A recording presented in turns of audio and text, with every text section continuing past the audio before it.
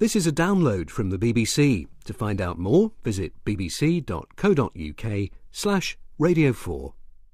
Welcome to the Infinite Monkey Cage, the show that thinks it thinks, therefore it might be. I think I am Robin Ince, but every now and again I do worry there might be a brain in a vat, so if there wasn't enough to worry about already. And I'm Brian Cox, and as you might have worked out from the nonsense being spouted there, today we're talking about philosophy. Richard Feynman, arguably one of the greatest physicists of the 20th century, said that philosophers say a great deal about what is absolutely necessary for science, and it is always, as far as one can see, rather naive and probably wrong. So there where the battle lines are drawn. Philosophy is dead. Philosophy has not kept up with modern developments in science, particularly physics. Scientists have become the bearers of the torch of discovery in our quest for knowledge. These were the much publicised words of Stephen Hawking in his most recent book, The Grand Design. So today we ask, is philosophy dead? Can science tell us everything we need to know to live our life? Brian? Science is the collection of things we know, I would say. And if you want to label the things we don't know, philosophy or comedy or anything else, then feel free to do it, comedian. So there we are. Philosophy may be a guide on how you should live your life, but give a scientist going through relationship problems a copy of Men Are From Mars and Women Are From Venus, and they'll explain that the atmospheric conditions on both planets are incompatible towards specifically gendered life and throw it in the bin. That's their problem. Joining us today, our first guest is both a man of science and a man of philosophy. Being a physician and a philosopher, it's Professor Ray Tallis. Our next guest is a professional philosopher who has attempted to answer the big questions of why we are here, what is truth, and what does it mean to live in Rotherham. Author of Welcome to Every Town and the Duck That Won the Lottery, Julian Baggini. And while much of our contemporary comedy revolves around marketing and arena tours, there was a time when some stand-ups were still intent on slaying the bourgeoisie when they weren't reminding us that Descartes knew nothing about the Ford Cortina. Author, comedian and Marxist, Alexei Sayle.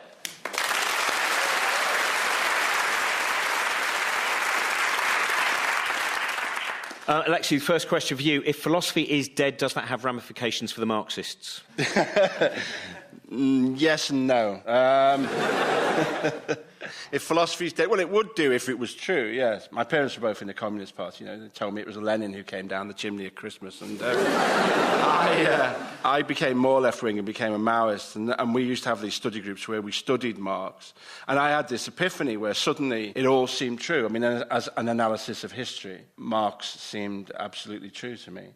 And this was about 18, and I haven't really gone back to it since. So I thought Donovan was a great poet at that age as well, so I don't know whether... But it still seems to me that a Marxist analysis of history seems completely accurate. So you'd certainly say that political philosophy is not dead. It's no, yeah, exactly. I mean, for the more cerebral stuff, my wife did philosophy, and she was trying to explain it to me today. I mean, she's talking about Wittgenstein and that, if a lion could speak, we wouldn't understand what it said. I couldn't understand what my wife was saying. Me and the cat were both sitting there with kind of vacant expressions, so she tried to explain.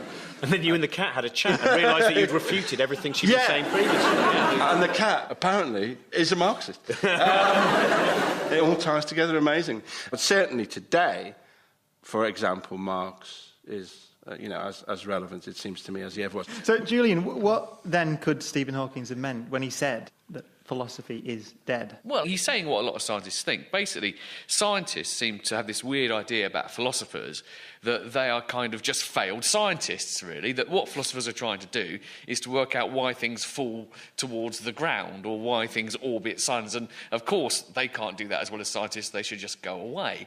But, actually, it's true. I mean, originally, everything was called philosophy. So Aristotle was doing what we now call biology and cosmology as well as ethics and politics.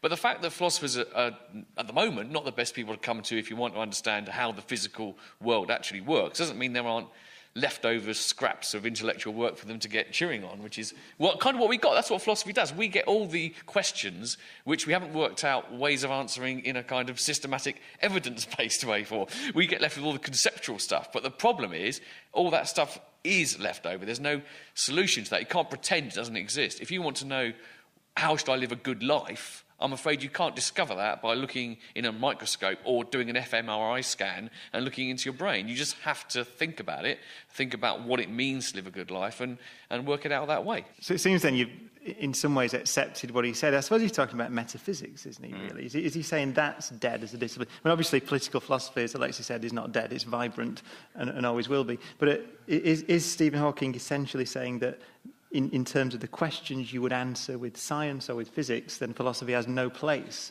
Well, he probably is. Now, that is, I think, an open question. I mean, sometimes I think that philosophy only seems dead because it just isn't moving very much, very quickly. So, but it doesn't mean it's actually, dead completely. People really disagree about this. I mean, I think Ray's got opinions on this, probably more informed and more eloquent than mine. I don't think Julian's been strong enough supporting philosophy. First of all, science has never needed philosophy more. It's basically getting into huge trouble.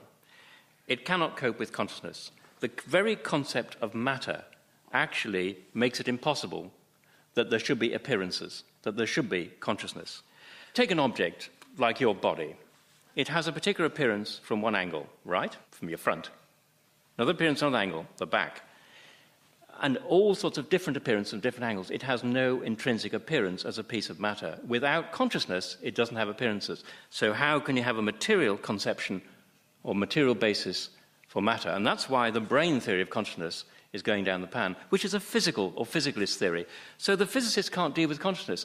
They pretend they can, talking about observers in special theory of relativity and talk about the observer in quantum mechanics, but basically they're in huge trouble. I mean, my God, I must have a death wish telling you that because you're a real expert, but it just seems to me that nobody has quite sorted out the status of consciousness within material physics, never mind consciousness itself. But I would argue that the way to answer unanswered questions is via the scientific method. Do some experiments, observe what's happening, build some theories, check them, which is the way that's been successful up to now in building the modern world. So consciousness, I would argue, that I don't see the reason to believe that there's a phenomena that we observe that is not explicable in that way. Let's talk about success. I'm massively grateful for physicists. Thanks to physicists, I have greater life expectancy, health expectancy, comfort expectancy, and fun expectancy. Thanks very much.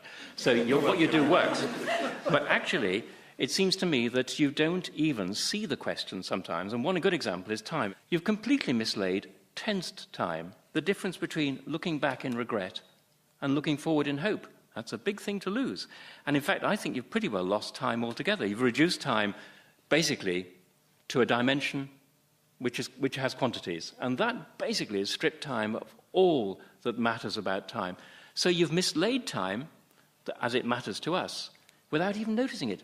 Enter the philosopher to wake you up. From the physicist's point of view, there's no difference between yesterday's dental appointment and tomorrow's dental appointment. My God, for you and me, there is. You're talking about emotional feelings of time, which are built into our language, I suppose, regrets and hopes and aspirations. But I suppose one could argue that they're a part of the conscious experience. So what you're trying to do is you're trying to take consciousness, which we don't understand, but you could argue is some kind of emergent property based on the laws of physics as we know them, and then you're trying to use that to make comments about the physical laws.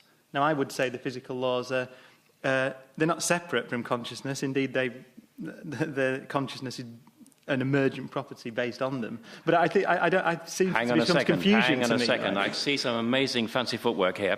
No. There seems to be some confusion between Wait a moment. First, consciousness and physics. Consciousness is in your left hand and physics is in your right hand. I'm not. I put my hands up. But okay. But if jazz hands always pull this round. If you separate them, you have great difficulty deriving the one from the other. Of course, matter came first before conscious human beings. Of course, a lot of people say when matter takes a certain form, then eventually consciousness will arise. Just like that, as Tommy Cooper would say. And this is the Tommy Cooper theory of consciousness emerging out of matter. It just doesn't wash with philosophers who can see the questions and even essay one or two answers. Thing is, philosophers can see the questions that physicists have forgotten. Julian, does it wash? Well, I think, in a way, I think part of the problem here is, Ray's accusing of physics of not being something else. I think that's the real problem. The thing is, there are all sorts of different sort of levels of description, ways of understanding, and they don't all neatly fit into each other. So you've got physics, right? But if you're doing biology, you're still looking at the same physical world, but you're not looking at it in the same way as a physicist does. You're looking at it through a different lens. You're using a different framing. Now, I think the point about consciousness experiences, it's not that the physicists have done a great service, they've taken away the past and the future from us. It's just that physics isn't to do with the subjective awareness of consciousness. It's doing something else. So you're right, it leaves something else, understanding consciousness, but since when did physics claim to be explaining the nature of consciousness? Well, hang on a moment. It seems to me at some point. First of all, our starting... Exactly. We are beginning to journey away from our snappy 27-minute show. many people who haven't actually listened to Module 1 to 5 as yet may well be missing out on some of the points. Is it becoming contaminated with thought? That's no, the point. I think what we have got is, later on, if you want to see both Ray and Brian in their swimming trunks surrounded by mud fighting this out... and the annoying thing is... An Italian listening to this, you know, where everything is run by Berlusconi and is all topless models wrestling, even on the radio, and listening to this in the entertainment slot at 4:30. They will respect us as a nation. They will quake in their boots. This is the simple entertainment. Well, what can the science programs be like? Had some very deep thoughts so far. Actually, the thought I haven't got on my head yet is, Alexi's idea of Lenin as Santa Claus. I just imagine him coming down. What does he do? He redistributes all the toys, does he? It's fantastic. See, Lenin as Santa Claus is all right. Stalin as Santa Claus was a disaster, because always last year it turned out you saw these pictures where you had a huge number of presents. They have no memory of receiving those presents, but the photos are there. I think Santa and Stalin were the same people, because if you think about it, they both had big sort of hairy faces and red uniforms, and their headquarters were in the northern snowy waste and were based upon a system of slave labour. You've never seen Santa and Stalin together, have you? And if you were good, Santa would give you reindeer meat, and the same thing happened with Stalin. Certainly Stalin made a little list who was naughty or nice. And if you were naughty, you got a bullet in the back of the head. Go on, Robin, trivialise it. Go on. No, this is the thing is that... Please, bring some levity. No, I do think that listening to... I don't know what you think, because, Alexi, I have this moment where sometimes when I hear philosophers and scientists arguing, there is a point where sometimes it sounds like all the parents from Charlie Brown. I want to understand, and then there's a certain point, basically the concepts you have, you're almost talking about two entirely different ideas. Well, that's it's a semantics what he said thing. there in the middle, Julian... I thought that was right, actually. Which is absolutely fine. I mean, I'm both a philosopher and a clinical scientist. All my research was in, brain science and so on. But it seems to me that the claim that ultimately philosophy is now losing ground and all it can do is pick up a few scraps that are thrown to them by contemptuous scientists, say, this is a dull problem, that's one for you. It just seems to me that that is not where philosophy is at, and nor is the appropriate relationship between philosophy and science. As far as I'm concerned, it's very interesting to look what the brain does in relation to epilepsy and stroke, which are my two main areas. As far as I'm concerned, there's a very interesting piece of work to analyse what would amount to a good theory of consciousness and what is the relationship between this mysterious thing called the brain and consciousness. It's not at all straightforward, and it's not explained by the laws of physics. No, but surely there would come a point... I've completely changed my point of view now. It's good, though, isn't it, really? Because, you're so clever, all you people. But because I'm a comedian, society cares much more about what I think.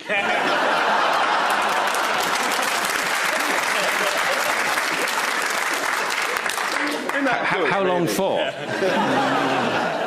But surely don't you think there will come a time when physics will actually explain everything, that time is just extremely distant, and Hawking is just speaking far too soon, really, because certainly now in this world, in this universe, and for the foreseeable future, that physics cannot explain consciousness. But there could come a theoretical point when it will. If by physics you mean, as it were, science, laws of mass and energy, no. It's the difference between the observed world of physics and the observer. And what physics cannot encompass is the extremely complex consciousness of the physicist. Now, I know, as it were, the consciousness of the physicist creeps in here and there in Einstein's theories of relativity, but the fact remains that is not a genuine point of consciousness. That is not what ordinary human consciousness is about. I'd like to ask Julian, there's a deeper question here, though, isn't there? Which is that I'm talking about in principle now. So what, it's like precise weather forecasting, like precisely predicting exactly the way the atmosphere moves all around the planet. In principle, we know how to do it, but in practice, it's just too complex. So the system is too complex to apply those simple laws and understand what's happening. If consciousness is just that problem, then it comes within the realm of science, doesn't it? So the question is there something else besides complexity? Well, I'd say, in principle, I wouldn't be with Ray in the sense, I think these are open questions. It remains to be seen. I wouldn't rule out science being able to explain anything in the long run. And the question we've got to ask here is, what does it actually mean to explain it? What would it mean to have explained consciousness? Now, I'm not a scientist, you tell me this, but I've had a scientist friend say that although he's done physics, degree level, all that kind of stuff, and understands in a way about electricity, he still doesn't really understand why it is, that electricity does what it does, right? This is a very technical explanation for the benefit of anyone who, like me, knows nothing about science. And in a way, that's true. What you do is, once you've kind of got a good enough knowledge of how the regularities work, what reliably causes this to occur or that to occur, that's as much as you could get from an explanation. So I'm kind of, in a way, I'm afraid, Ray, I'm more with Brian on this. I think that the best we could do to explain consciousness is to have a very clear sort of understanding of all the particular physical processes that occur and how they correspond to. And in a way to say, yes, but there's something missing from that. Well, isn't there then something missing from any scientific explanation? Well, I could give you an example of what I mean. If we built a computer and we programmed the computer such that we essentially created artificial intelligence and it passed the Turing test. Now, the Turing test is an idea for working out whether something is conscious or not, essentially. You ask it questions, and if after a long time you perceive it to be conscious, then you ascribe it this property. You say it's conscious, which is as good a definition as any, I suppose, although you may disagree with that. So my point is, if you could build a computer and program it such that it was conscious, then you would understand that in principle consciousness were an emergent property, because you have silicon chips and some algorithms, and you get conscious if it works sufficiently well. The Turing test is a good one. This is the imitation game. Turing said that if you could have a computer that could fool people into, so people wouldn't know whether, as a result of answers to questions, it was a conscious creature or it was a machine, then that machine was effectively a conscious creature thinking. Well, I can tell you there are lots of machines that have gigabytes and zigabytes of RAM now that could fool me any time, yet not one of us believes for a moment that a computer is conscious. So, in fact, the Turing test doesn't actually deliver what we expect. There are many machines that could pass the Turing test. But you say we don't believe computers are conscious, but the number of people in this room alone who have punched a computer directly in the screen, which probably says more about our animal instincts, but nevertheless, my computer, I'll tell you, when I turn round and I can just hear it beeping away with another sense of how it can fail me. Can I make a confession? I have kicked a stone that stubbed my toe, but I wasn't attributing consciousness to it. But is there a problem where we're talking about science and philosophy? Both of them ultimately are trying to fulfil a similar thing, aren't they? To give us a purpose and to, even if there is no afterlife, etc., to go, I have some satisfaction. And so there is quite a lot of common ground there. Oh, I think the common ground is that, we just want to understand things, don't we? And if you kind of say, well, why should we understand it? Because what's the point of philosophy, eh? Well, because we want to understand things. And, people can say, well, science is useful because it leads to all sorts of practical things like, pens that write if you hold them upside down and, iPhones and things like that. But actually, a lot of people are interested in science not because they're bothered about the practical outcome. They just want to know how the world works. And I think it's the same. Now, the thing about philosophy is we're trying to understand things which, as I say, we don't really have any experimental way of doing it. So Brian thinks the way to investigate every problem is to find an experiment. But, what experiment could you do to discover, what the role love should play in the good life? Or what experiment could you discover which would tell you whether or not you would be better off, pursuing, art or science, for example? You can't do an experiment which will tell you that. I'm working one out at the moment, though. Yeah. It's a kind of Truman Show-based thing, obviously. One of the children born is unfortunately given the unlucky number, which means they will constantly be burned throughout their existence, right? Another lives in a house made out of nails. And the third is brought up by very soft rabbits. And then we find out, would that work as an experiment? No, you'd find out which one was happier, maybe. You'd find out which one lived longer and things like that. You wouldn't discover by the facts alone, which was the better life. So for example, you've got someone like Wittgenstein, who on his deathbed says, tell them I've had a wonderful life. And he was a miserable sod. And he had in many ways, you'd say he had a horrible life. It was very tough and difficult. But he said he had a wonderful life, not because he was happier. And this is what bothers me now when we're trying to use science to sort of guide policy by measuring general happiness and so forth. Well, on that basis, a lot of the greatest people who've ever lived really shouldn't have bothered because, this weren't jolly enough, and this is a problem, isn't it? You say, the thing about Michelangelo was, if he wasn't really cheerful, his life wasn't a success, that's nonsense. And so if you are going to say, well, what then does make a life worthwhile? You can't have just facts, you can't have just experiments, you have to just think about it. But it seems to me that what you're saying is, again, you're talking about the human experience, right? Essentially, we're back to consciousness again. So I could accept that philosophy, we talked about political philosophy as well, it does clearly have a place in defining political ideologies, and you say, talking about questions like happiness and sadness. Does it have a place anywhere else? I mean, it must admit, there's a little bit of what have the Romans ever done for us about your reply, Brian. It's like saying, well, you know, the thing about philosophy is, apart from, like, ethics, the good life, you know, politics, how we should organise society, value of art and so forth, what use is philosophy to us? I'm giving you that. Well, who would you say was harder? Who's the best fighters, physicists or philosophers? We've got the Large Hadron Collider. Bare knuckle. They've just got pencils. We've got lasers and everything. No, you can't have. This is bare knuckle fighting. You know, Wittgenstein once apparently threatened, was it, Russell with a poker? Poker, yeah. I mean, he threatened with a poker. Popper. Yeah. Yes, there you but go. that was an unusual moment. Most of Wittgenstein's students used to kill themselves as well, didn't they? He was such a depressing man. Well, but then he used to tell his students not to bother, which isn't very motivating, yeah, is it? yeah. He said, go and do something useful like engineering. Philosophy is a waste of time. There you go. Which is interesting advice from a philosopher. Yeah. My wife described it as picking arguments with dead people. I can't argue with that.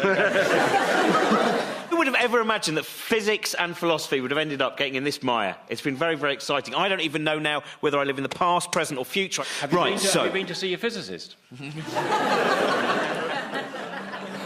He can't even heal himself. Right, so... now, as yet, we haven't actually engaged in the world of mathematics, physics and philosophy, and now is the time, because it's time for our regular stand-up slot.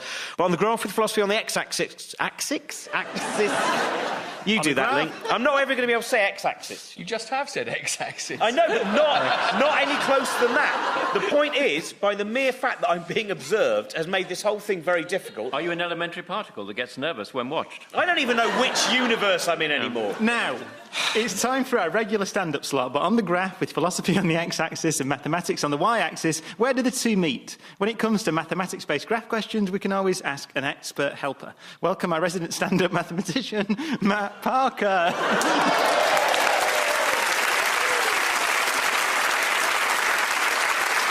Are we going with that?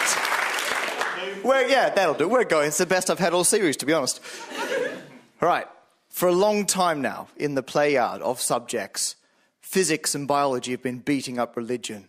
You know, taking his lunch tithe, wedging his holy underwear, that kind of thing. But physics has gotten bored, wandered off, and just slapped philosophy.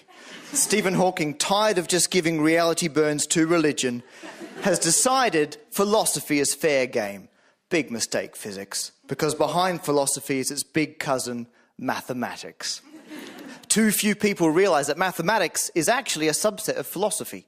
Both subjects start with a series of axioms and then work out what they can logically deduce through a thought experiment. The only difference between maths and philosophy is that maths is alarmingly useful. Everything else is exactly the same, from the beards right through to the superb social skills. That wasn't a punchline, but thanks for laughing.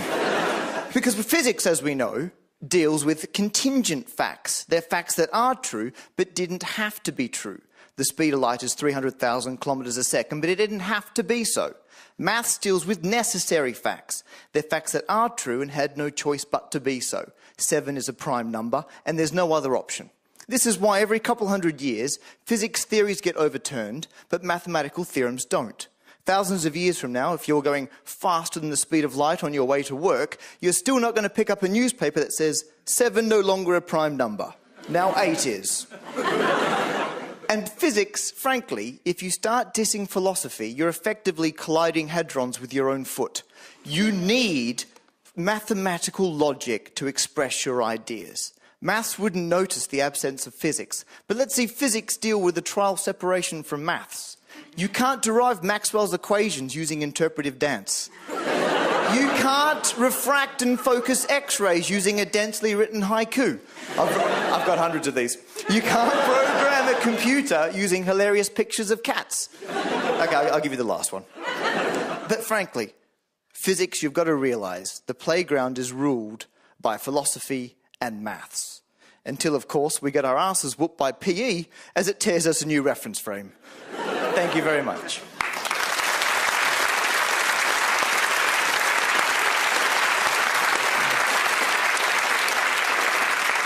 Right, Brian, no, before we start now, there was a point there about if you are travelling faster than the speed of light, you will not see that 7 is no longer prime number. Now, I am intrigued to know, is that because you will only be able to read newspapers which are from the past, and you won't be able to read newspapers from the present due to the time you're actually travelling at, the speed you're travelling at? Would that be a problem? You will never be able to travel faster than the speed of light. Only but that's following your old rules. Would make that mistake. Is that because of the ether? That's because massless particles travel at the speed of light. Oh, well, let's not go there. So what you're saying is, yet again, no answers, just following the old rules there. Oh, hang on a second. I'm feeling sorry for physics now, actually, after that assault, and I want to apologise to Brian for things I've said earlier in the show. It does seem to me that was a most unwarranted attack, because after all, mathematics has no content without physics. It's just basically a system, notational system. And by the way, it isn't always a question of necessary consequences. What happened to Euclid when he thought he was there for all eternity? Whoops. And did the physicist? Yeah. Can I say what a lovely moment it was, just suddenly feeling a little bit sad for physics there. That was a classic kind of old variety act there, where we didn't like physics all the way through, and then the end went, silly old physics. I love physics. I just don't think it's the only boy on the block, basically. Yeah. Oh, you've gendered physics. That's going to be a disaster. Alexei, after the discussion, I have to actually, the real question I have is, are you any more enlightened about either philosophy or physics after the previous 26 minutes? About the same, I would say, really. Pretty much. Can I just say... I was pleased about that, This really. is the point, isn't it? We've spent a long time discussing philosophy. Now we've learned nothing. I said... Correction. Brian has learned nothing. Well... So, and if anyone at home heard the crack there of an elbow, that was an arm wrestling accident, very similar to a scene from The Fly by David Cronenberg. So we gave the audience a series of questions. Well, no, we gave them one question, actually. And the question was, whose philosophy would you live your life by and why? Brian, what have you got there? This is quite a miserable one. It says, Doctor Who, because there is surprisingly always hope. Also, Bruce Springsteen. Why is that miserable? There's hope in Bruce Springsteen. What more could you want? It isn't miserable, is it? No, it's not miserable. Homer Simpson, because to quote the Archbishop of Canterbury, he is the most complete human being. I don't quite know how the two things mix, but I like a mixture of the General Synod and an excellent cartoon. Don't go together enough. Hanna-Barbera's Adventures of Robert Runcie never took off, and I have no idea why. SpongeBob SquarePants. He's perpetually optimistic and happy, a great friend, never has a bad word to say about others, even those who don't like him, and is very hard-working for little reward. And he's very patient with stupid people and starfish. If there is one wrong thing with human society, it's the lack of patience with starfish. Brian Cox, because he rocks my world 24/7. There's a phone number at the bottom of that bit of paper. Tom Smith says he's new to London.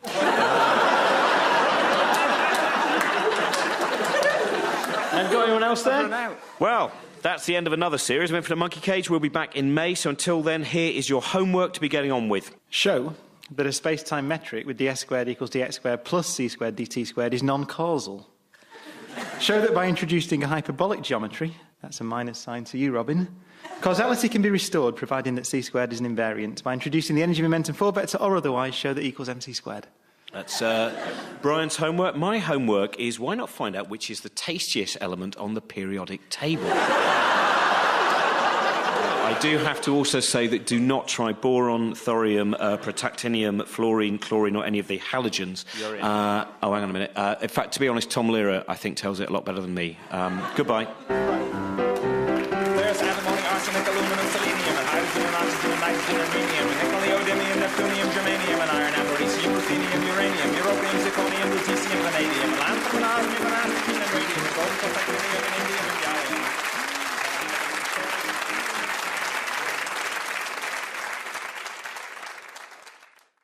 If you've enjoyed this programme, you might like to try other Radio 4 podcasts, including Start the Week, lively discussions chaired by Andrew Marr, and a weekly highlight from Radio 4's evening arts programme Front Row. To find out more, visit bbc.co.uk/Radio 4. So there we are. Philosophy may be a guide on how you should live your life, but give a scientist going through relationship problems a copy of Men Are From Mars and Women Are From Venus, and they'll explain that the atmospheric conditions on both planets are incompatible towards specifically gendered life and throw it in the bin. That's their problem. Joining us today, our first guest is both a man of science and a man of philosophy. Being a physician and a philosopher, it's Professor Ray Tallis. Our next guest is a professional philosopher who has attempted to answer the big questions of why we are here, what is truth, and what does it mean to live in Rotherham. Author of Welcome to Every Town and The Duck That Won the Lottery, Julian Virginie. And while much of our contemporary comedy revolves around marketing and arena tours, there was a time when some stand-ups were still intent on slaying the bourgeoisie when they weren't reminding us that Descartes knew nothing about the Ford Cortina. Author, comedian and Marxist, Alexei Sayle.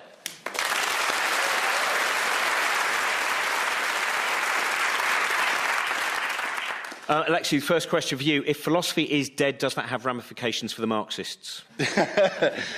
Yes and no. But certainly today, for example, Marx is, as relevant, it seems to me, as he ever was. So, Julian, what then could Stephen Hawking have meant when he said that philosophy is dead? Well, he's saying what a lot of scientists think. Basically, scientists seem to have this weird idea about philosophers that they are kind of just failed scientists, really, that what philosophers are trying to do is to work out why things fall towards the ground or why things orbit suns. And, of course, they can't do that as well as scientists. They should just go away. But, actually, it's true. I mean, originally, everything was called philosophy. So Aristotle was doing what we now call biology and cosmology as well as ethics and politics.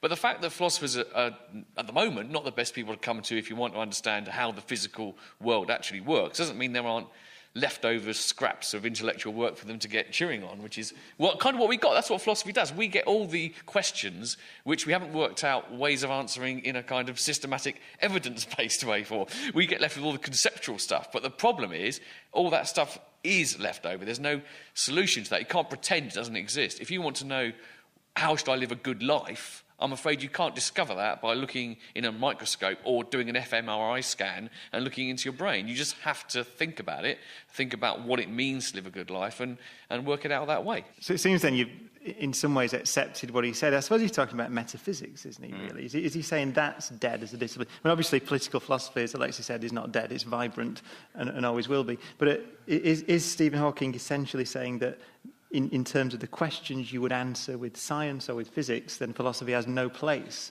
Well, he probably is. Now, that is, I think, an open question. I mean, sometimes I think that philosophy only seems dead because it just isn't moving very much, very quickly. So, but it doesn't mean it's actually, dead completely. People really disagree about this. I mean, I think Ray's got opinions on this, probably more informed and more eloquent than mine. I don't think Julian's been strong enough supporting philosophy. First of all, science has never needed philosophy more. It's basically getting into huge... This is a download from the BBC. To find out more, visit bbc.co.uk/Radio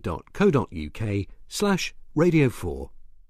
Welcome to the Infinite Monkey Cage, the show that thinks it thinks, therefore it might be. I think I am Robin Ince, but every now and again I do worry there might be a brain in a vat, so if there wasn't enough to worry about already. And I'm Brian Cox, and as you might have worked out from the nonsense being spouted there, today we're talking about philosophy. Richard Feynman, arguably one of the greatest physicists of the 20th century, said that philosophers say a great deal about what is absolutely necessary for science, and it is always, as far as one can see, rather naive and probably wrong. So there where the battle lines are drawn. Philosophy is dead. Philosophy has not kept up with modern developments in science, particularly physics. Scientists have become the bearers of the torch of discovery in our quest for knowledge. These were the much publicised words of Stephen Hawking in his most recent book, The Grand Design. So today we ask, is philosophy dead? Can science tell us everything we need to know to live our life? Brian? Science is the collection of things we know, I would say. And if you want to label the things we don't know, philosophy or comedy or anything else, then feel free to do it, comedian. If philosophy's dead, well, it would do if it was true, yes. My parents were both in the Communist Party, you know. They told me it was Lenin who came down the chimney at Christmas. And I became more left-wing and became a Maoist. And we used to have these study groups where we studied Marx. And I had this epiphany where suddenly it all seemed true. I mean, as an analysis of history, Marx seemed absolutely true to me. And this was about 18, and I haven't really gone back to it since. So I thought Donovan was a great poet at that age as well, so I don't know whether... But it still seems to me that a Marxist analysis of history seems completely accurate. So you'd certainly say that political philosophy is not dead. It's No, yeah, exactly. I mean, for the more cerebral stuff, my wife did philosophy, and she was trying to explain it to me today. I mean, she's talking about Wittgenstein and that, you know, if a lion could speak, we wouldn't understand what it said. I couldn't understand what my wife was saying. I mean, me and the cat were both sitting there with kind of vacant expressions, so she tried to explain. And then you and the cat had a chat and realised that you'd refuted everything she was saying previously. Yeah. And the cat, apparently, is a Marxist. It all ties together amazing.